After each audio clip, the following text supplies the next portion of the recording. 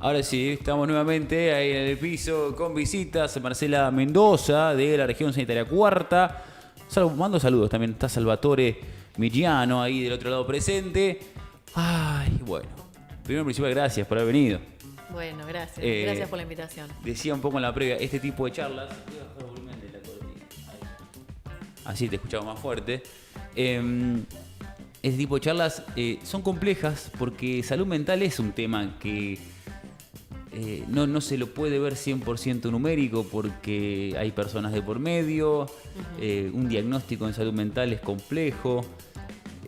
Pregunta genérica, Marcela, y perdón así, casi de niño infante. ¿Cómo anda la cosa en la región sanitaria cuarta vinculado justamente a salud mental? Bien. Bueno, primero buenas tardes. Gracias por la invitación de nuevo. Escuchándote en la intro, a lo mejor es necesario hacer como primero un pantallazo general. Yo formo parte del equipo regional de salud mental. Está emplazado en las regiones sanitarias. Bien.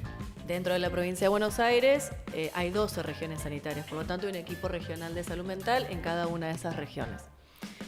Las funciones de estos equipos regionales es justamente la implementación de las políticas públicas en salud mental en los territorios. En región sanitaria cuarta esto significa las 13 localidades que abarca la región sanitaria. ¿Sí? Perfecto. Vos hacías una introducción primero de la situación específicamente en Pergamino, que forma parte de la extensión de la región sanitaria geográficamente, ¿sí? Pero que además abarca otras 12 localidades. Eso implica 3 hospitales provinciales, 10 hospitales municipales, más todos los centros de prevención, de atención, ¿no?, de la provincia de Buenos Aires, más los centros comunitarios de salud mental y consumos problemáticos. Vos preguntabas un poco cómo está la situación. Está compleja, ¿no? Se viene dando en simultáneo 2 variables que confluyen en lo que uno puede pensar medio como una tormenta perfecta, ¿no? Por un lado, un avance de las demandas en salud mental. Hay un incremento de cerca de un 70% de internaciones por salud mental y un 134% de incremento en la demanda de consulta ambulatoria. Tomemos dimensión de lo que eso significa. ¿Sí? ¿Eso es que el último año? Esto ¿Último es 2 años? No, del 2019 a esta parte. ¿Sí? Viene incrementándose año a año. Es un montón igual, no importa, pero quería tener una referencia teniendo en cuenta pandemia, ¿sí? que ya entendemos también que tiene una incidencia en la subjetividad porque no deja de ser una tragedia 100%. social, ¿no? Bueno, en este contexto en el que hay una demanda que es cada vez más compleja, ¿sí?, que viene con situaciones de atravesamiento subjetivo cada vez más complicados de poder acompañar, al mismo tiempo hay una posición del gobierno nacional de avanzar en un ajuste y de un desfinanciamiento, ¿no? Entonces, bueno, estas 2 cuestiones en simultáneo derivan en la situación de crisis que estamos atravesando en este momento en salud mental, pero no solo en salud mental, yo podría decir en salud en general, ¿no? Bien, ahí igual, región depende de la provincia, pero lo que vos haces mención es que el financiamiento nacional de la provincia impacta directamente en cuánta plata la provincia puede repartir en diferentes áreas. Exacto. Una de ellas, esto. Una de ellas, salud mental. Perfecto. En lo particular, vos decís el aumento de la demanda, el aumento de las internaciones.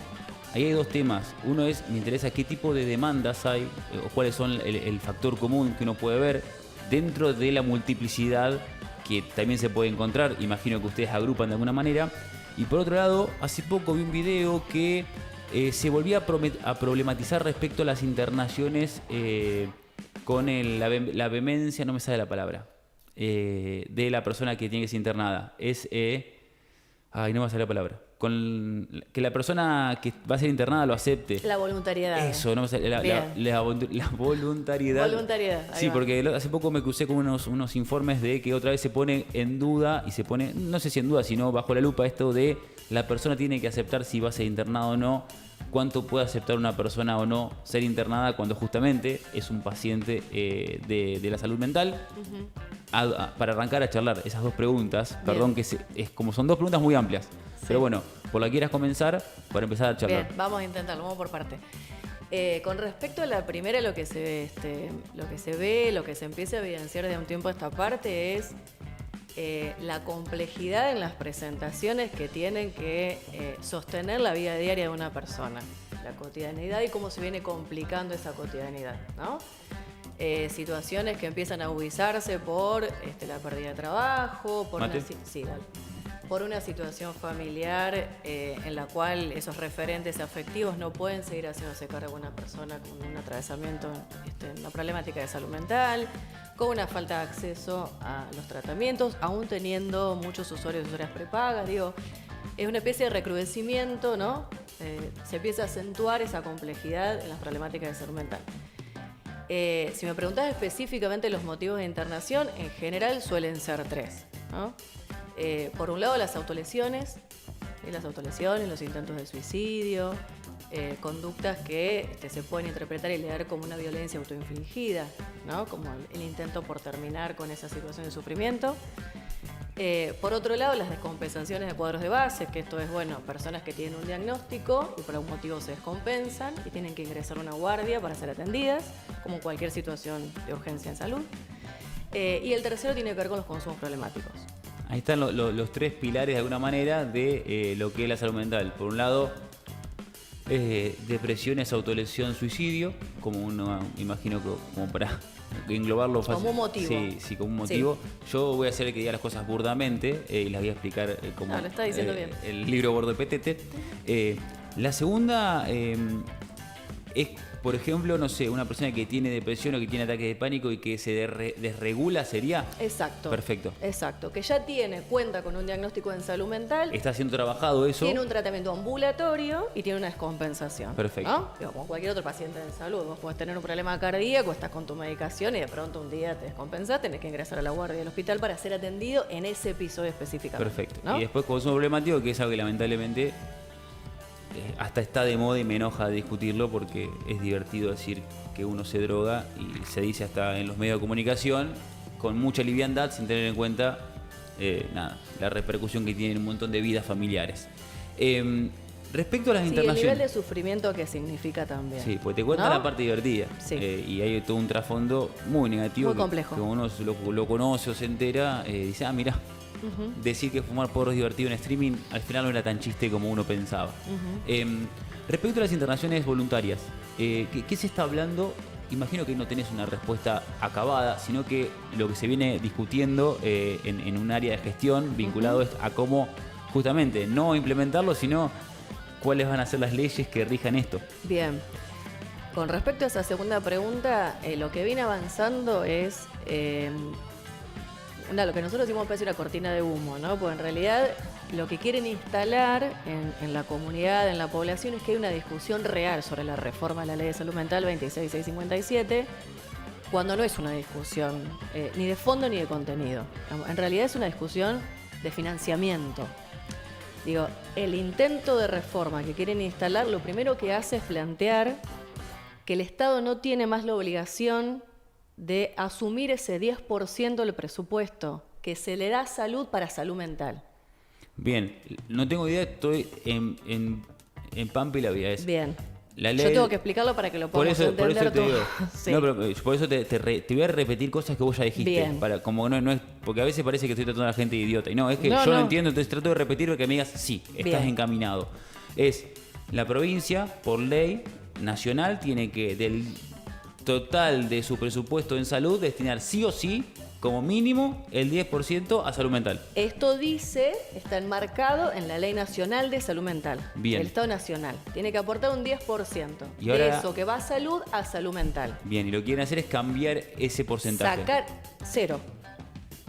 Eso es de financiamiento. Y que quede discrecional de la provincia. Dependerá de cada gobernador cuánta plata quiere poner en esta área. Depende, porque si vos lo que haces es reformar una ley nacional, el marco normativo te va a marcar que en realidad, no debieras hacerlo. No tendrías la obligatoriedad de hacerlo. Sí. Volvemos a las buenas voluntades de esta cuestión, ¿no? De si cada uno tiene ganas. Y en realidad es esto lo que marca el intento de reforma. Lo demás que tiene que ver con esto que vos planteás, que entiendo también que muchas veces el campo de la salud o el campo de la salud mental no lo sabe explicar como corresponde o no nos sentamos a esto. Muchas veces pues hacemos un montón de otras cosas, esto no se puede, pero que tiene que ver con esto, con explicar que en realidad en la Ley de Salud Mental ya están contempladas las internaciones, que se llaman internaciones involuntarias. Por eso yo te decía, vos hablás de Bien. voluntariedad. Son internaciones involuntarias. Esto quiere decir, un equipo interdisciplinario de salud mental determina que vos de todas maneras tenés que quedarte para que te cuidemos. Perfecto. ¿Se entiende? Igual, ahí, porque yo ahí me pongo un poco en abogado del diablo. Sí, dale. Ya hay equipo interdisciplinario. Siento que es un concepto que el Estado argentino arruinó.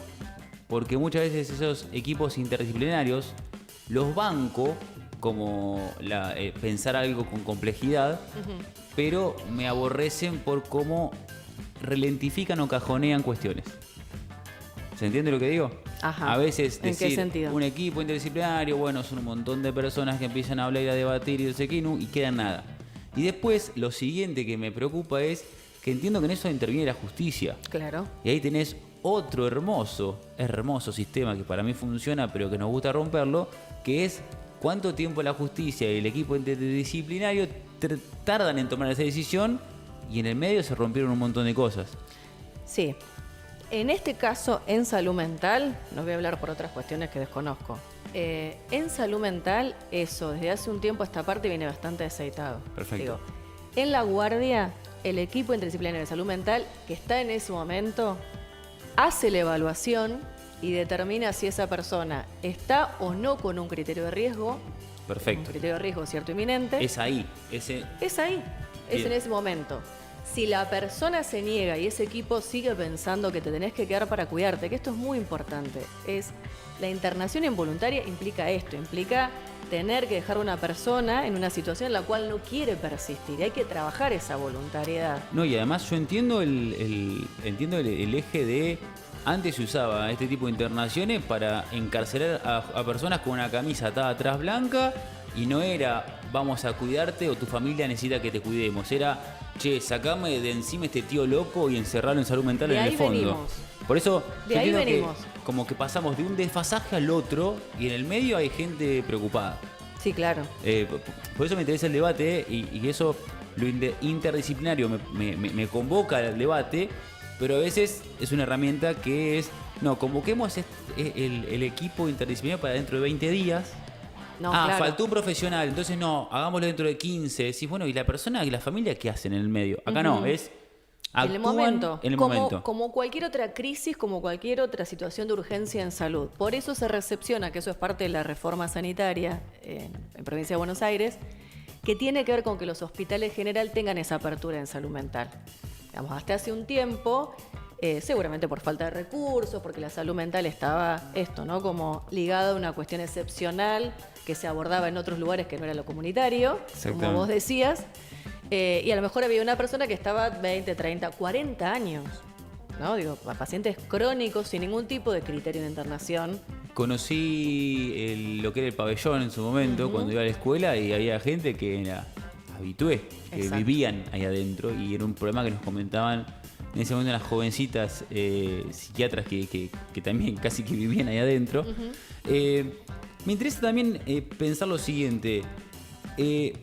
Hay cuestiones de la economía que profundizan lo que está pasando, pero teníamos cosas de base, y siento que hoy por hoy en el mundo en el que vivimos, si viviéramos en Suiza, no tendríamos problemas de inflación o de crisis interna, de lo congelado que está todo. Seguiríamos teniendo problemas de salud mental serios, vinculados a un montón de cosas. Me interesa hablar de eso también, no solamente de la parte de cómo la economía está afectando o acelerando estos procesos, sino hablemos de esos procesos que ya están en juego en las familias destruidas, la falta de contacto real con la gente, debates casi de hace 40 años que de repente hemos vuelto a tener. ¿Qué ves ahí? ¿Qué ves de la salud mental, más allá de la profundización que tiene por consecuencia de trabajar más horas de lo que duermo? Claro. Bueno, planteaste justo como dos extremos también. Digo, los países más desarrollados también son los que tienen más tasa de suicidio. Por eso menciono Suiza y esos países que parece que son perfectos, pero claro, después que tienen todo resuelto. Estados Unidos se cagan a tiros, tenés tasas de suicidio en Finlandia que son los más felices, Bien. chicos de 17 años que se suicidan a la par de los nuestros. Entonces hay otros problemas Totalmente. que también hay que trabajarlos más allá de qué está pasando con el mercado interno. Totalmente. En los dos extremos, en uno por exceso y en otro por falta, probablemente, hay un arrasamiento de la subjetividad. Digo, el sujeto no tiene cómo ser en estos lugares. Y esto es un poco lo que está pasando, ¿no? Cuando empezamos a mirar en detenimiento las juventudes, por ejemplo. Bueno, ¿qué les está pasando? ¿Qué cantidad de intentos de suicidio? ¿Qué cantidad de suicidio? ¿Qué situaciones escolares de violencia, no? Y en realidad me parece que la pregunta que no nos hacemos es, bueno, pero ¿y en qué contexto y con qué circunstancias de vida los estamos haciendo vivir? ¿No? Digo, bueno, ¿qué proyecto de vida pueden construir esos pibes y esas pibas que nos ven a nosotros como adulteces todo el tiempo, sacados, desconectados, laburando 200 horas sin dormir, ¿no? Digo, a eso me refiero. Hay como un contexto que tiene que ver con esto, con determinantes sociales, ¿sí?, que recrudecen cualquier situación. Sí, una modernidad que yo siempre me quejo y lo comparto con alumnos, es todos hablamos de lo mal que usan los teléfonos los niños, pero nadie habla de lo mal que usamos el teléfono los grandes. Exacto. Que en definitiva, si los niños juegan a usar el teléfono, cuando papá jugaba a ser carpintero, él era carpintero, el nene jugaba a ser carpintero. El nene juega al teléfono porque papá y mamá juegan al teléfono también. Exacto. Entonces, hay como algo social transversal. Y reproducen situaciones de violencia también, porque los adultos estamos en una situación de violencia constante. Muchas veces reprimida, solapada, tácita, pero estamos viviendo con estos niveles de violencia. Entonces, la pregunta también tiene que interpelarnos en algún punto, ¿no? Bueno, ¿y qué les estamos mostrando? ¿Qué estamos generando para los pibes y las pibas? Cuando se levantan todos los días, esto como para todos, tiene que tener un sentido levantarse. Sí, tiene que ser para algo levantarnos, ¿no? Todos los días, tenemos que tener un proyecto, tenemos que tener ganas de encontrarnos con otros y con otras, ¿no? Que es un poco esa la perspectiva de salud mental que tenemos, ¿no? En Provincia de Buenos Aires, por lo menos en esta gestión. Y que tiene que ver con la salud mental con base en las comunidades. Con base en las comunidades es esto, ¿no? Es, bueno, cómo intentamos, a veces con más éxito, a veces menos, sí, pero cómo intentamos tratar de recuperar, de recomponer algo de ese tejido social que entendemos que se rompió, ¿no? Ay, yo acabo mucho de la imposibilidad que tenemos de trabajar comunidades. Si ni ustedes en salud mental y nosotros medios, digo nosotros, pero bueno, los medios, la escuela, si no hay un trabajo que apunte para el mismo lado, es muy difícil. Veo que trajiste hojas y me interesa saber qué anotaste ahí. ¿Qué te parecía interesante contarnos? ¿O de qué pregunta te atajabas por las dudas que te haga? No me atajaba de ninguna. No, son como anotaciones, como para ir siguiendo un punteo de lo que me parece importante. No, con respecto a esto, creo que te lo fui diciendo casi todo. Con respecto a esto que planteabas de la posibilidad de pensar en términos comunitarios, digo, hay intentos de respuestas a eso. Digo intentos porque siempre es una construcción y acá no hay ningún saber expertise. Por lo menos no nos planteamos desde ese lugar. Pero una de esas respuestas tiene que ver con las mesas locales intersectoriales, ¿no? Vos hablabas recién de justicia, hablabas de educación, bien, hablabas de servicios de salud mental. Bueno, lo que pensamos, lo que entendemos es que parte de esa respuesta, que como problemática es compleja, tiene que tener un abordaje complejo también. Bien, ahí te pregunto. Sí. Sea algunos partícipes, ¿quiénes participan de esas mesas? De estas mesas locales participan los servicios o los equipos de salud mental de las localidades. Bien, Pergamino. Pergamino, por ejemplo, sí. El resto de las localidades de la región también tienen sus mesas locales e intersectoriales. ¿Tienen en relación ustedes con Pergamino Salud Mental? ¿Hay ida y vuelta? ¿El hospital? ¿El servicio de salud mental? No, y municipal. ¿Hay alguna pata municipal? Sí, participa la Dirección Local de Salud Mental también en esas mesas locales. De hecho, tenemos trabajos en articulación, está a través del director de salud mental. Hay articulaciones de trabajos conjuntos, participa Justicia, participa el CPA, que es el Centro Provincial. Bien. Participa Educación a través de Inspección, a través de jefas distritales. Participa la Dirección del Hospital San José, porque entendemos que hay cuestiones que tienen que ver con abordajes integrales en salud, no solo en salud mental, ¿no? Y tratamos entre todos y entre todas de buscar alguna forma de construir algo de esa red para pensar en un cuidado colectivo. Y ahí que yo estoy en un momento que paso de la ilusión máxima de que el mundo es mejor a la desilusión de me voy a morir solo, triste y con problemas de salud mental. Ajá. ¿Qué les pasa a ustedes en esas reuniones? ¿Qué conclusión sacan? ¿O los proyectos que hacen a dónde apuntan, porque tampoco los imagino ilusos de decir, hagamos este proyecto y salvemos a todo el mundo, sino que entienden sus limitaciones. Sí, claro. Bueno, un poco cuál es ese planteo de sus limitaciones, por dónde meterle, por dónde ajustar, por dónde decir, bueno, esto ahora no, pero más adelante sí. Claro. Bueno, en realidad lo que nos une, digamos, como espíritu de esos encuentros es tener en claro que ninguna de esas instituciones puede por separado. Bien. Digo, justicia no va por solo, educación no va por solo, salud mental no va por solo, el hospital no va por solo. No, de esto se trata. Y en esos encuentros lo que tratamos de pensar entre todos es cada uno desde su ámbito de incumbencia, cómo puede aportar a esa estrategia. Digo, las personas, todas, atravesamos por situaciones de diversa índole. Entonces, bueno, si hay un pibe, bueno, es un pibe que está atravesando un problema de salud mental, pero que va a la escuela. Y si además tiene algún conflicto con la ley, tiene que estar justicia también, ¿no? Digo, bueno, esto, por pensar estrategias integrales que no se limiten bajo ningún punto de vista a un diagnóstico, que también esa es una posición ética con respecto a la salud mental. Ninguna persona se puede reducir a un diagnóstico. Sí, es re difícil porque además pienso en algunos debates que he tenido de la cantidad de instituciones por las que pasan muchas personas. Y decís, ¿cómo puede ser que ciertas personas conocidas de la ciudad, problemáticas, nada, si uno ve su trayectoria institucional, pasaron por Envión, por salud mental, por una escuela, por esto, por el otro, y no hubo forma que esa red los ataje.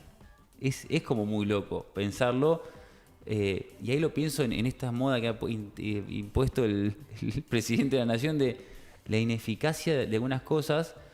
Y no lo digo negativamente, digo que, a ver, es re difícil, porque no es eficiencia, gasto menos a qué punto. No, pero ¿cómo hacer para que esas cosas empiecen a ni siquiera funcionar? Porque no es blanco y negro, pero sí contener a ciertas personas que se nos han ido cayendo de la sociedad y que es casi imposible traerlas de vuelta, no sé, de alguna manera amistosa, para que se sientan parte y no sigan en ese espiral negativo que no sé dónde termina, pero yo creo que la muerte. O sea, es cruel lo que estoy diciendo, pero hay ciertas personas que es difícil, si no, porque son instituciones que los van agarrando y nunca se los puede contener. Es difícil. Lo que me parece es que lo que no tenemos que hacer es claudicar, digamos.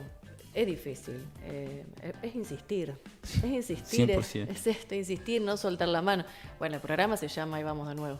Es que se llama por eso. Es un poco la vida. Digamos. Ahí sí, si no vas de nuevo, ¿no? Cada programa es vamos de vuelta y cada proyecto vamos de vuelta y cada día. Claro. A mí hay algo que no sé, esto ya te lo pregunto más en tu carácter de psicóloga y de persona. A mí un poco me asusta el mundo. O sea, el teléfono, la locura. Me pasa que yo... Esa angustia. A mí me desespera. Yo soy una persona que usa muy poco el teléfono, que está muy poco... Yo digo que me jacto, y poco es triste, pero yo soy el periodista menos informado de todos. Me rehúso a estar corriendo detrás de todas las huevadas que hay en internet, porque me hace mal. Claro, Llegó un momento es defensivo. que se me había quemado el bocho y entonces digo, bueno, prefiero saber menos, preguntar desde la ignorancia real y no jugar a que soy ignorante y ver que se pone en juego en una conversación mucho más vinculada a la sinceridad de querer que esto mejore. Pero veo gente muy cercana, así, todo el día con el teléfono y con una ansiedad de que me respondan, que me pongan me gusta y que te dicen, yo uso poco el teléfono. Mabel, vas al baño, estás 7 horas, no cagás 7 horas. Claro. O sea...